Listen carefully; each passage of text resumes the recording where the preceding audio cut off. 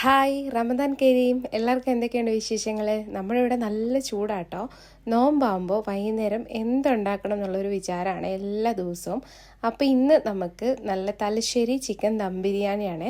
അപ്പോൾ അത് റെഡിയാക്കാനുള്ള കാര്യങ്ങളൊക്കെ ചെയ്തുകൊണ്ടിരിക്കുക. ബിരിയാണി വെക്കുന്നത് സിമ്പിളാണ്, പക്ഷെ അതിലേക്ക് വേണ്ടിയിട്ടുള്ള കാര്യങ്ങളൊക്കെ ഒരുക്കുന്നതാണ് വലിയൊരു ടാസ്ക്. അങ്ങനെ ഞാൻ ഇഞ്ചി, പച്ചമുളക്, മല്ലിയില, പുതിനയില എല്ലാം ഒന്ന് ഒരുക്കി വെച്ചിട്ടുണ്ട്. ഇനി ബിരിയാണി വെക്കാൻ സിമ്പിളാണല്ലോ.